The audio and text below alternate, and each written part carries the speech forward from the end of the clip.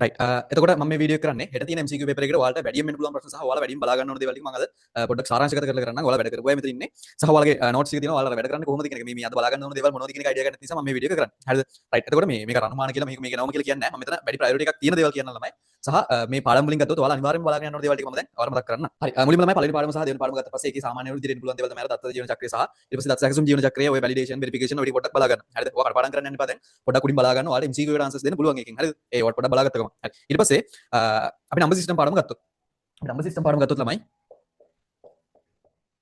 Number system පාඩමේ අනිවාර්යෙන් ඔයාලා බලා ගන්න ඕන මුලින්ම පරිවර්තන ටික පුළුවන් නේ පරිවර්තන ටික අවුලක් නැහැ පරිවර්තන ටික මෙතන ඉන්න හැම කෙනෙක්ට පුළුවන් මොකද ඒ වල ආපු කාලේ ඉඳන් ඒක කරන දේවල් හරිද හරි පරිවර්තන ටික මම මෙතන ගන්න අනිවාර්යෙන් එන්කෝඩින් සිස්ටම් ටික බලා ගන්න හරි එන්කෝඩින් සිස්ටම් ටික බලා ගන්න ළමයි අනිවාර්යෙන් ඊට පස්සේ ළමයි අනිවාර්යෙන් ones complement twos complement ටික බලා ගන්න ones complement twos complement ටික බලා ගන්න හරි එන්කෝඩින් සිස්ටම් වල ළමයි BCD ඒ ටික ඊට පස්සේ FCD BCD FCD ඊට පස්සේ ASCII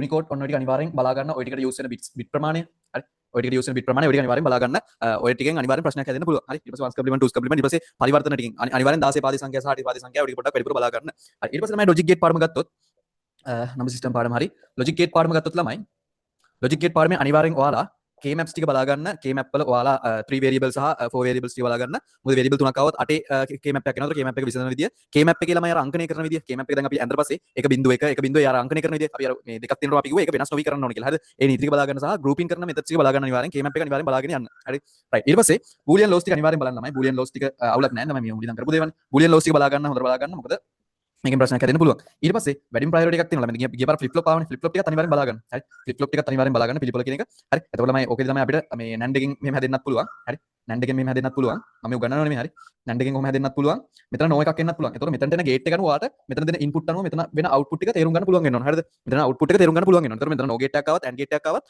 ඔයාලා මෙතන කොහොමද මේ වැඩේ වෙන්නේ කියන එක ඔයාලා හොඳ අවබෝධයක් තියාගෙන එක්සෑම් එකට යන්න හරි එතකොට මෙතන ඔයාලට NAND ගේට් එකේ ක්‍රියාකාරීත්වය දැනගන්න ඕනේ ඊට පස්සේ මෙතන නෝ ගේට් එකක් ආවත් ඔයාලා නෝ ගේට් එකේ ක්‍රියාකාරීත්වය දැනගන්න ඕනේ හරිද රයිට් ඊට පස්සේ අනිවාර්යයෙන් ළමයි වැඩිම ප්‍රයොරිටි එකක් තියෙන එකක් තියෙනවා ඒක බලා ගන්න ඒක තමයි මොකද්ද half adder සහ full adder එකේ බලා ගන්න ළමයි half adder full adder බලා ගන්න ඒක අපි කරා ඊයේත් කරා half adder සහ full adder ටික බලා ගන්න half adder දෙකකින් full adder එක හැදෙන එක අනිවාර්යෙන් බලා ගන්න full adder හරිද ඔය ටික තමයි logic gate පාඩමේ අපි ගත්තොත් ළමයි බලා ගන්න දේවල් වල තියෙන්නේ ඊට පස්සේ ළමයි අපි යනවා OS පාඩමට හරිද OS පාඩම ගත්තොත් operating system පාඩම ගත්තොත් ළමයි ඕකේ මුල්ම තියෙන දේවල් ටික ළමයි කොහොමත් ඔයාලට අවුලක් නැහැ නේ හෙරි අවුලක් නැහැ හරි එතකොට මේක ළමයි ඔයාලා බලා ගන්න ඕන මුලින්ම process state diagram එක බලා ගන්න process state diagram ටික බලා ගන්න ඊට පස්සේ PCB process control block එක සහ FCB කියන එක පොඩ්ඩක් හොතර බලා ගන්න හරි ඔය දෙකේ දේවල් මොනවද ගබඩා කරගෙන ඉන්න දේවල් ටික කියන එක ඔකෙදි බලා ගන්න හරිද right ඊට පස්සේ මම කියනවා scheduling algorithms ටික අනිවාර්යෙන් බලා ගන්න scheduling algorithms algorithm ටික බලා ගන්න scheduling algorithms වල ළමයි මම කිව්ව අර FCFS ඒකෙදි ඒ ටිකේ වාසිය අවාසිය පොඩ්ඩක් බලා ගන්න. ඒකේ ක්‍රියාකාරීත්වය වාසිය අවාසිය ටික බලා ගන්න.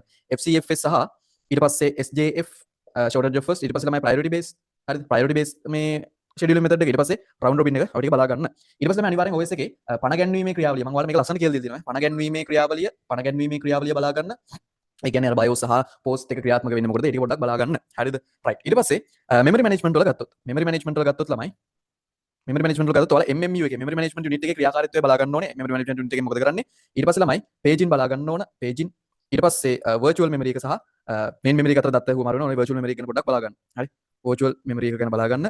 ඊට පස්සේ ළමයි අපි file system ටික පොඩ්ඩක් බලන්න. file system අපි දෙකක් කතා කරනවා. file system දෙකක්.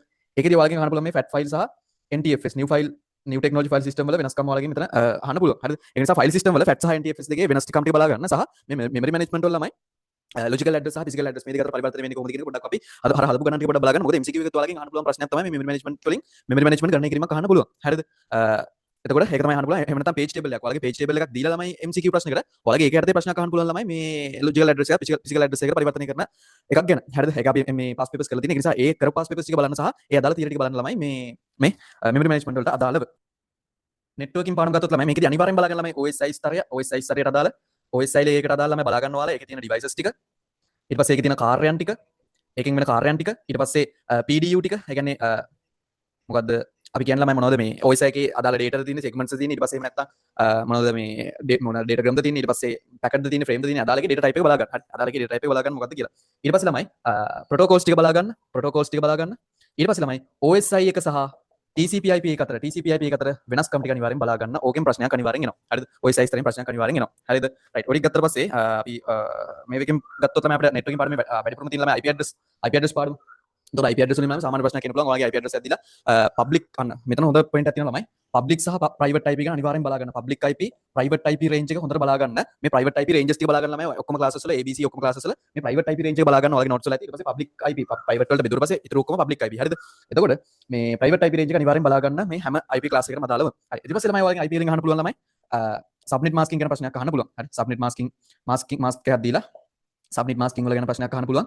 ඊට පස්සේ ළමයි FLSM VLSM හරි ඔයාලගෙන් අහන්න පුළුවන් ළමයි එතන අහන්න පුළුවන් ඔයාලගෙන් කොහොමද මේ ඔයාලට බෙදන්න ඕන ජාල ප්‍රමාණයක් දීලා ඒ ජාල ප්‍රමාණය බෙදන්න කොච්චර බිට ප්‍රමාණයක් අවශ්‍ය වෙනවද ඒ වගේ මේ මොකද්ද අපි සබ්නෙටින් වලට අදාළ ප්‍රශ්නයක් අහන්න පුළුවන් ඒක නිසා සබ්නෙටින් වල ඔයාලා දුක ටික බලන්න ජාල ප්‍රමාණය ඊට පස්සේ ඒ අදාළ දේවල් ටික ජාල ප්‍රමාණය හොයන්න වෙන්න පුළුවන් ඊට පස්සේ සත්කාරක ඒ කියන්නේ ජාල වලට බෙදුවා පස්සේ සත්කාරක ලිපින ප්‍රමාණය කොච්චරද කියලා අහන්න වෙන්න පුළුවන් හරි ඒක නිසා ඒක පොඩ්ඩක් බලා ගන්න මේ IP addressing වල සබ්නෙටින් ටික බලා ගන්න ළමයි සබ්නෙටින් ප්‍රශ්නයක් ෆ්ලූට් ප්‍රශ්නයක් එන්න පුළුවන් MCQ එකකට හරි ඊට පස්සේ ළමයි අනිවාර්යෙන් ළමයි මොකද්ද modulation ටික මූර්ජනය අනිවාර්යෙන් මේකෙන් ප්‍රශ්නයක් එනවා ළමයි modulation අනිවාර්යෙන් මේකෙන් ප්‍රශ්නයක් එවි modulation වලින් ප්‍රශ්නයක් ලොකු සම්භාවිතයක් තියෙනවා එන්න modulation වලින් ළමයි ඔයාලා බලා ගන්න analog එකක් විදිහට යවනකොට ඊට පස්සේ digital එකක් analog එකක් විදිහට යවනකොට හරිද analog එකක් විදිහට යවනකොට අපි කතා කරලා ළමයි මොනවද AM FM PM හරිද PM ඊට පස්සේ digital එකක් analog එකක් විදිහට යනකොට අපි shift key කියලා කියනවා නේද ASK මේ FSK PSK ඔන්න ඔය ටික බලා ගන්න ඊට පස්සේ ළමයි මේකෙදි networking පාරමිත තව බලා ගන්න ළමයි මොකද්ද multiplexing කියන එක බලා ගන්න multiplexing බලා ගන්න ඊට පස්සේ multiplexing වලින් පස්සේ ඔය සංඛ්‍යාත බෙදාගෙන මේ බහුපද කරන ඔය ටික බලා ගන්න හරිද ඊට පස්සේ servers ගැන අපි servers වලින් යන කාර්යයන් ටික servers ටික බලා ගන්න ඊට පස්සේ switch එකේ hub එකේ වෙනස්කම් ටික බලා ගන්න switch එකේ hub එකේ වෙනස්කම් ටික බලා ගන්න ඔය ටික තමයි මේ networking පාඩමේදී වැදගත්ම කාරණාවල් තියෙන්නේ මේ ටික සහ එතකොට modulations ටික හරි ඊට පස්සේ line coding ටික බලා ගන්න ළමයි line coding ටික බලා ගන්න අර නැවත නොවන ශූන්‍ය මට්ටම අන්න ටික බලා ගන්න හරිද ඊට පස්සේ line coding වලින් තමයි අපි ගන්නවා PCM කියන එක මොකද්ද analog signal එක digital signal එකක් බවට පරිවර්තනය කරන තාක්ෂණය තුළ PCM කියන එකත් පොඩ්ඩක් බලා ගන්න. හරිද? right. ඊට පස්සේ system පාඩමට අපි ආවයින් පස්සේ. හරි. system පාඩමට අපි ආවයින් පස්සේ ළමයි system පාඩමෙන් මේ පාර ප්‍රශ්න කිහිපයක් අහලා තිබුණා. ඒතකොට මේ පාර එන්න පුළුවන් ප්‍රශ්න ළමයි SDLC ආකෘතියෙන් අනිවාර්යෙන් ප්‍රශ්නයක් දානවම තමයි. SDLC ආකෘතියෙන් ප්‍රශ්නයක් දානවා. ඒතකොට මේකෙදි ළමයි සිස්ටම් ඩිසයින් ටික ඩිසයින් වර්ග ටික ඊට පස්සේ පරීක්ෂණ ක්‍රම ටික බලා ගන්න පරීක්ෂණ ක්‍රම ළමයි අපි පරීක්ෂණ මෙතඩ්ස් හරි මෙතඩ්ස් කියන ළමයි මොනවද ශ්වේත මංජුසා ක්‍රමය සහ කාල මංජුසා ක්‍රමය ඔය දෙකේ වෙනස්කම් ටික අනිවාර්යෙන් බලා ගන්න ස්ථාපන පියවර ටික බලා ගන්න ළමයි ස්ථාපන පියවර ටික ඍජු ස්ථාපනය සමාන්තර ස්ථාපනය ටික බලා ගන්න ස්ථාපන පියවර ටික හරි ඍජු ස්ථාපනය සමාන්තර ස්ථාපනය නියම ස්ථාපනය අධිරම ස්ථාපනය ඔය ටික බලා ගන්න ඊට පස්සේ තමයි ශක්්‍යතා අධ්‍යයන වර්ග ටික බලා ගන්න ශක්්‍යතා අධ්‍යයන පියවර ටික ඔය ටික SDLC ආකෘතිය සම්පූර්ණයෙන් බලා ගන්න හරි ඒක තමයි එකකින් ප්‍රශ්නයක් හැදෙනවා ඊට පස්සේ මොඩල්ස් ටික ළමයි හරි මොඩල්ස් ටික ආකෘති ටික පරිසංගරජනිත ආකෘති වල ළමයි වෝටර්ෆෝල් එක ඊට පස්සේ ස්පයිරල් එක ඊට පස්සේ ඇජයිල් එක ඊට පස්සේ මොකද්ද ප්‍රොටෝටයිපින් එක ඊට පස්සේ ළමයි රෙඩ් එක කියන්නේ රැපිඩ් ඇප්ලිකේෂන් ඩෙවලොප්මන්ට් මෙතඩ් එක ගැන හරි ඒතර මේකෙන් ළමයි අපි කියනවා මේ ටික තමයි මොනවද iterative and incremental හරි මේක සාමාන්‍යයෙන් උඩින් පහළට ගලාගෙන යීමක් වෙන්නේ හරි ඔය ටික බලා ගන්න ඔය ටික තමයි ළමයි මේකෙන් අහන්න පුළුවන් ප්‍රශ්න වල තියෙන ඊට පස්සේ තමයි DFD ප්‍රශ්නයක් අහන්න පුළුවන් DFD ඩයග්‍රෑම් එකක් දීලා ඒකෙන් ප්‍රශ්නයක් අහන්න පුළුවන් ඔයාලා බලා ගන්න DFD වල දත්ත ගලාගෙන යන පුළුවන් මොන අතරද දත්ත ගලාගෙන යන බැරි මොන අතරද කියලා බලා ගන්න සහ DFD එකක ඔයාලගේ ප්‍රායෝගික ප්‍රශ්නයක් අහන්න පුළුවන් හරි DFD එකෙන් ප්‍රශ්නයක් අහන්න පුළුවන් ඒතකොට ප්‍රායෝගික ප්‍රශ්නයක් ඔයාලගෙන් ආයි මේ DFD ඩයග්‍රෑම් එකක් දීලා ඒකෙන් ප්‍රශ්නයක් ආයි සිස්ටම් ප්‍රෝන හරි එහෙමත් නැත්නම් DFD එක දත්ත ගලාගෙන යෑමක් දීලා ඒ දත්ත ගලාගෙන යෑම හරිද වැරදිද කියලා අහන්න පුළුවන් හරිද රයිට් ඔය ටික තමයි ඒතකොට මේකෙන් එන්න පුළුවන් ප්‍රශ්න වලට අපිට ගන්න පුළුවන් හරි ඊට පස්සේ database වලට ගියාට පස්සේ database වල සාමාන්‍ය පරිදි අපිට ER වලින් ප්‍රශ්නයක් අහන්න පුළුවන්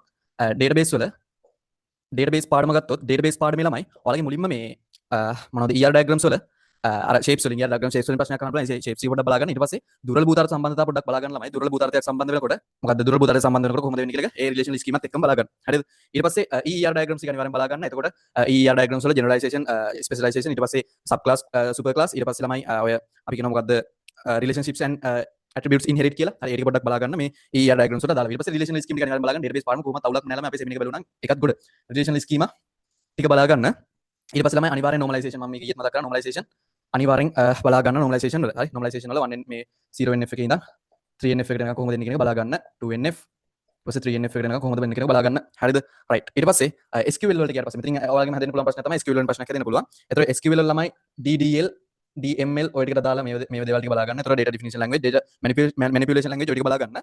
ඊට පස්සේ මේ ටික විතර බලන්න බලන්න අනිත් ඔක්කොම බලා ගන්න. මම මේ ටික විශේෂ කරලා කියන්නේ. හරි. ඊට පස්සේ ඔය ටිකනේ අපිට වැදගත්. ඊට පස්සේ ළමයි like command එක ගැන වැඩිපුර පොඩ්ඩක් බලා ගන්න. like command එක අපි use කරපු විදිහේ ඒ ටිකේ codes ටිකත් එක්කම බලන්න. ඊට පස්සේ ළමයි join queries ටික බලා ගන්න. join queries ටික අනිවාර්යෙන් බලා ගන්න. කොහොමද left join එක right join එක inner join එක ටික පොඩ්ඩක් බලා ගන්න. හරි. ඊට පස්සේ group by කියන එක අනිවාර්යෙන් බලා ගන්න ළමයි. group by කියන එකේදී අපි aggregate functions use කරනවා ළමයි sum එක min එක ඊට පස්සේ max එක ඔය දේවල් ටිකත් බලා ගන්න aggregate functions ටිකත් බලා ගන්න max එක ඊට පස්සේ average එක ඊට පස්සේ අපිට තව ගන්න පුළුවන් count එක ඒ වගේ දේවල් බලන්න පුළුවන් හරි ඊට පස්සේ ඊට පස්සේ ළමයි මේකෙදි තව group by එකට අමතරව order by කියලා එකක් තියෙනවා. order by කියන එක බලා ගන්න. හරි. අපිට යම්කිසි order එකකට දත්ත ගන්න පුළුවන් ළමයි මේ order by කියන එකෙන් order by කියන එක ළමයි. එතකොට ASC DESC අපි කියනවා ASC කියන ළමයි අඩුවේ කියන වැඩි එකට මේකෙදි වැඩි කියන අඩුවේකට. හරි.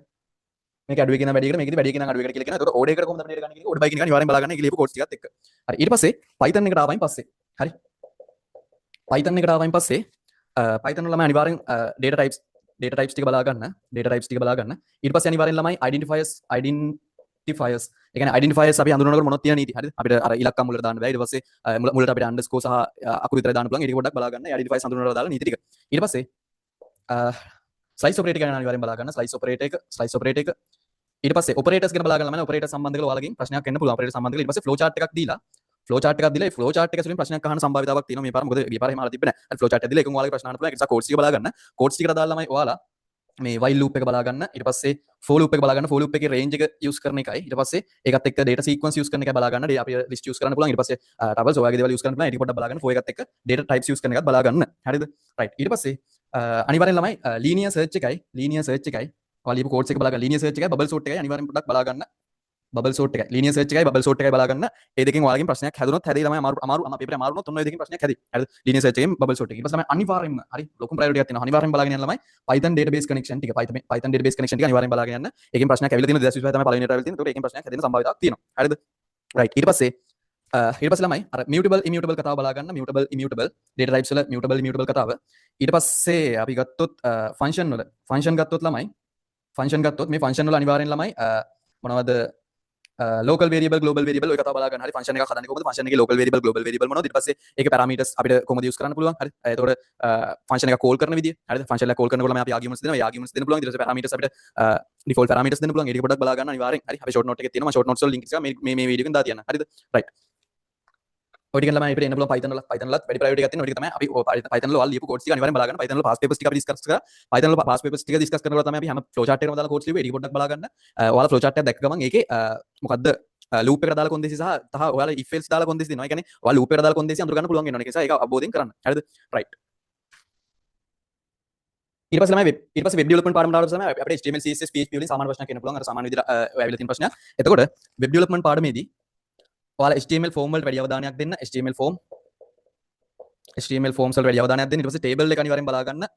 list එකත් අනිවාර්යෙන් බලා ගන්න. හරිද? ඊට පස්සේ CSS ගත්තාන් පස්සේ ළමයි CSS වලදී ඔයාලා inline CSS ඊට පස්සේ internal CSS external CSS ඔන්න ඔය දේවල් ටික අනිවාර්යෙන් බලා ගන්න. ඔය CSS ලියන ආකාර තුන ගැන. හරිද? right. ඊට පස්සේ CSS වල ඔයාලා selectors ටික අනිවාර්යෙන් බලා ගන්න. මොනවද group selectors ඊට පස්සේ ළමයි element selector ඊට පස්සේ ළමයි class selector ඊට පස්සේ ID selector ඔය ටික බලා ගන්න මේ selectors වර්ග ටික හරිද right එතකොට CSS වල ඔය ටික තමයි බලා ගන්න තියෙන්නේ CSS වල අදාළ keywords ටික පොඩ්ඩක් බලා ගන්න මේ එතකොට ඔයාලට එකකින් අහන ප්‍රශ්නකට answer එකක් දෙන්න පුළුවන් හරිද CSS ලියන ආකාර CSS වල comment එකක් දාන්න කොහොමද ඒක බලා ගන්න එතකොට CSS වලින් ඔයාලගේ ප්‍රශ්නයක් අහන්න පුළුවන් ළමයි code එකක් දීලා ඒක වැරදිද හරිද හරි මොකක් හරි ප්‍රශ්නයක් අහන්න පුළුවන් CSS code එකක් දීලා ඒක ප්‍රකාශ ටිකක් දෙන්න පුළුවන් එතකොට මේ ටික බලා ගන්න හරිද right HTML වල සාමාන්‍ය විදිහට tags ටික මම ඔයාලට මතක් කරලා දෙන්නේ ඒ ටික මේ බලා ගන්න එතකොට මේ ටික ඔක්කොම මේ බලා ගන්න ඕනේ ඊට පස්සේ ඒකේ ළමයි PHP වලට ආවයින් පස්සේ PHP වලට ළමයි local variable global variable ඔය ටිකෙන් සම්බන්ධතාවක් තියෙනවා local variable global variable ඊට පස්සේ static variable කියලා තියෙනවා ඔය ටික මම කියලා දෙලා තියෙනවා ඒ ටික පොඩ්ඩක් බලා ගන්න මේ මොනවද මේ තුන කියලා හරිද ඊට පස්සේ ඒකේ data types ටික PHP වල data types ටිකක් බලා ගන්න ළමයි PHP වල අපි list හදන්නේ නැහැ අපි කියන array එකක් කියලා හරිද ඒතකොට ඒක පොඩ්ඩක් බලා ගන්න මේ PHP වල data types ටික හරි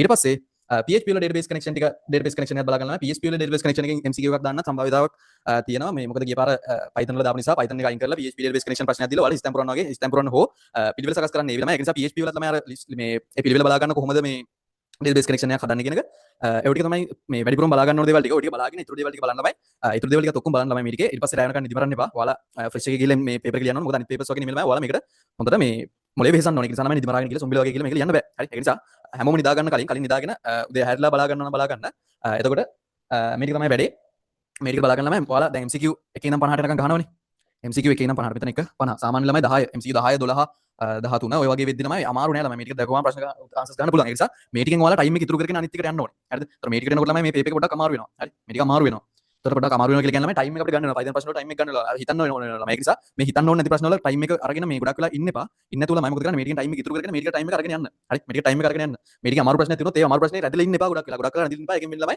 ඔයාලා ඉස්සරහට ලකුණු ගන්න තියෙන ප්‍රශ්න ටිකත් ඔයාලා කරගන්න බැරි වෙන එක ඒක නිසා ඒ ප්‍රශ්නේ තියෙනවා නම් ඒ ප්‍රශ්නේ තියලා ඔයාලා නෝට් එකක් හදාගෙන මේ ප්‍රශ්නේ තියෙනවා කියලා ඒ නෝට් එක දාගෙන තියලා ඉස්සරහ ප්‍රශ්න වලට එන්න. ඒතකොට ළමයි මේ Python වලින් උත් ඔයාලට ලේසි ප්‍රශ්න ටිකක් එනවා ළමයි. හරිද? ඒ ටයිප් එකක් ගැන ඊට පස්සේ එහෙම නැත්නම් මොකද ස්ලයිස් ඔපරේටර් එකෙන් ඒ වගේ ලේසි ප්‍රශ්නයක් එන්න පුළුවන්. හරිද?